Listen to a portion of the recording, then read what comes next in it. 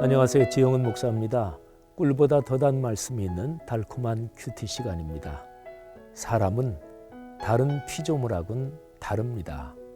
하나님이 모든 피조물 중에서 사람만 당신의 형상을 따라 창조했다고 성경 말씀이 가르치고 있거든요. 하나님의 형상이 뭘까?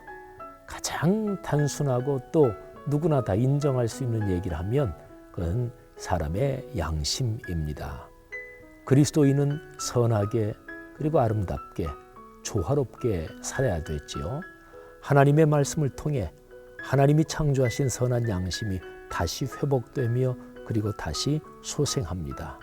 오늘 하루 묵상을 통해 아름답게 된 우리의 마음을 가지고 세상을 밝히는 등불이 되면 좋겠습니다. 말씀 묵상 시작하겠습니다.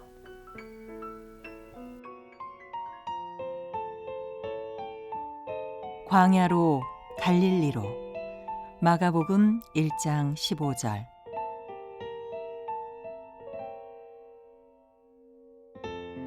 이르시되 때가 찼고 하나님의 나라가 가까이 왔으니 회개하고 복음을 믿으라 하시더라.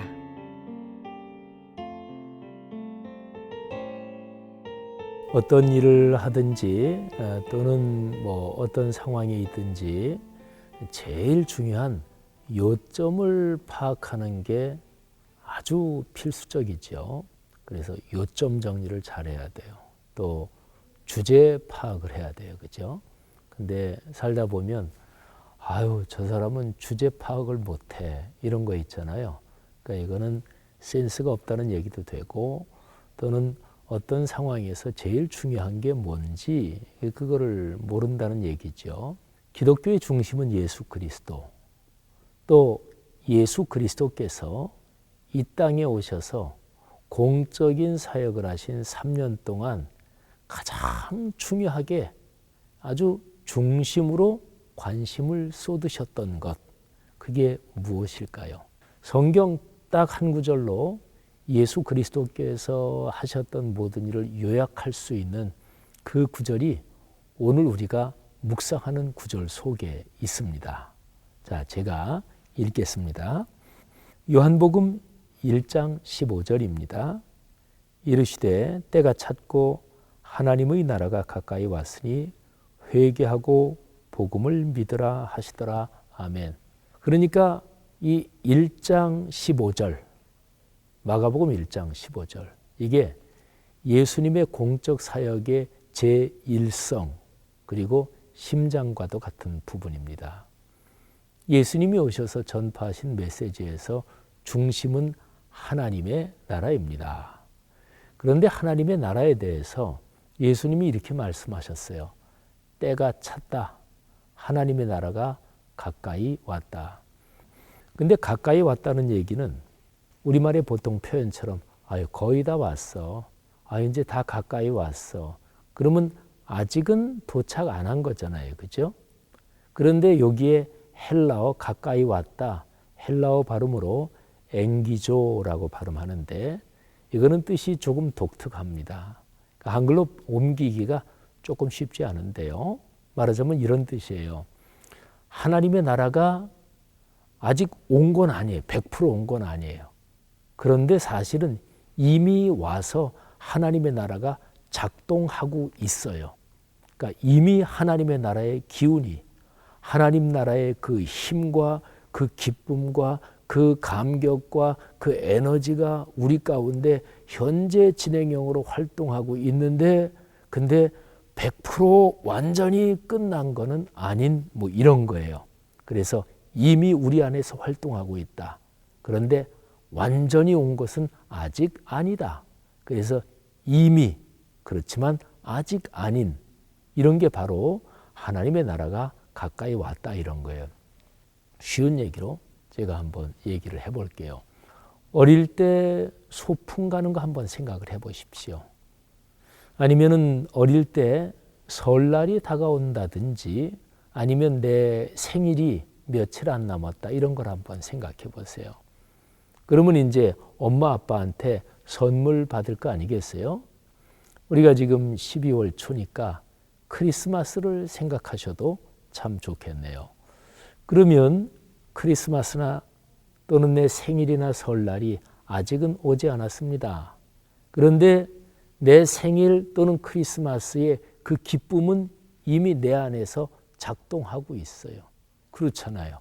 어린아이가 양말 걸어놓고 또는 엄마 아빠가 내 생일날 어떤 선물을 사준다 이렇게 말씀하신 것 때문에 이미 생일과 크리스마스의 그 힘, 분위기는 내 안에서 현재 진행형으로 이미 작동하고 있습니다. 근데 그날은 아직은 완전히 온 것은 아닙니다. 이와 같이 하나님의 나라를 설명할 수 있어요. 그런데 이 말씀을 예수님이 하셨잖아요. 근데 예수 그리스도 그분은 하나님 나라, 바로 그 나라의 주인이십니다. 근데 그분이 오신 거예요. 그래서 그분이 말씀하시는 거예요. 하나님 나라가 가까이 왔다. 내가 너희 안에 있다. 회개하고 복음을 믿어라 하신 거지요.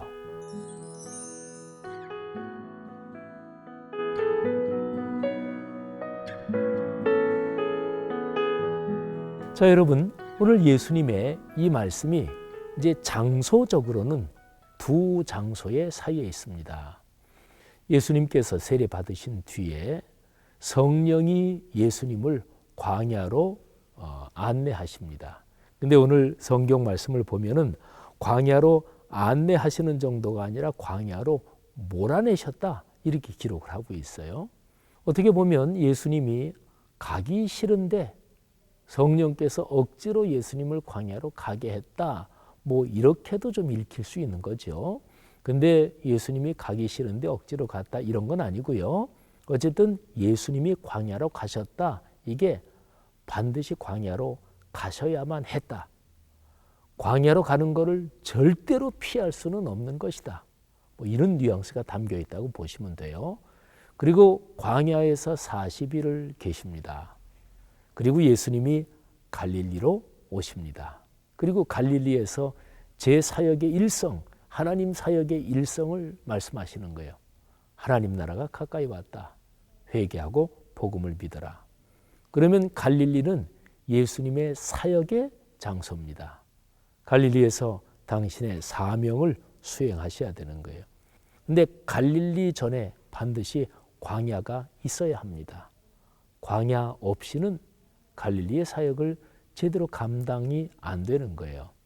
그러면 광야는 어떤 곳인가? 갈릴리는 어떤 곳인가? 갈릴리는 예수 그리스도께서 하나님의 일을 하셔야 되니까 사람을 만나야 되는 것이 갈릴리죠. 근데 광야는 사람이 없는 곳이죠. 광야는 하나님을 만나는 곳입니다. 그러니까 하나님을 만나서 하나님이 주신 사명을 깊이 기억하고 또 내가 받은 소명 그거를 다시 한번 굳게 붙잡고 뭐 이런 곳이죠. 근데 광야에서 마귀의 시험이 있었다 이런 말씀이 있잖아요. 그러니까 광야는 자기 자신의 정체성을 다시 한번 확인하는 곳입니다. 이스라엘 백성이 광야에서 40년 동안 연단을 받으면서 하나님의 백성으로 됩니다. 애굽에서 나올 때 이스라엘 민족은 한 민족, 한 공동체로서 신앙적 정체성이 있는 집단이 아니었습니다. 그러니까 우리가 성경에서 이스라엘 민족 또는 하나님의 백성 이런 말하자면 하나의 자의식을 가진 공동체는 광야 40년을 거치면서 형성이 돼요. 그러니까 이스라엘 백성에게 광야는 그들의 신앙의 첫사랑의 장소고 그들의 신앙의 고향인 것입니다. 그래서 이스라엘 민족이 타락하고 망가질 때마다 하나님께서는 선지자들을 통해서 광야를 기억해라 이렇게 말씀하시는 거지요. 하나님의 아들 예수 그리스도께서 이 땅에 오셔서 당신의 공적인 사역을 제일 처음 시작하시는데 그 전에 예수께서는 광야로 가십니다. 거기에서 하나님을 깊이 다시 한번 만나시고 악한 영과 싸움에서 넉넉하게 이기시고 말하자면 당신의 소명을 온몸으로 온 존재로 확실하게 끌어안고 그러면 이제 준비가 된 거잖아요. 그리고서 사역의 장소 갈릴리로 가십니다. 거기에서 예수님은 위대한 복음을 선포하시는 거죠. 때가 찼다. 하나님의 나라가 가까이 왔다. 회개하고 복음을 믿어라 하시는 것입니다. 질문 한번 우리 던져보십시다. 각자에게 한번 질문을 던져보세요. 내 삶에서 하나님과 내가 맺는 관계가 이 자기 정체성이 확실하십니까?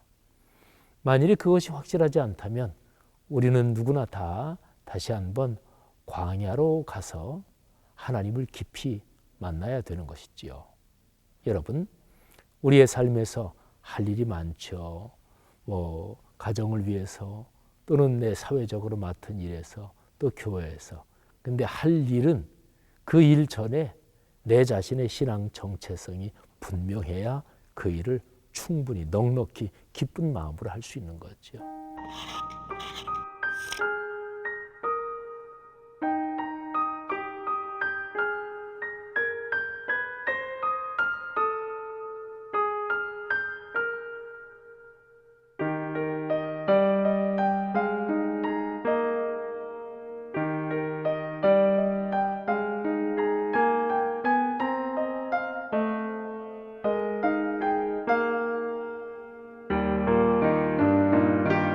오늘 말씀을 묵상하면서 이런 식으로 한 군데로 한번 초점을 모아보면 어떨까요?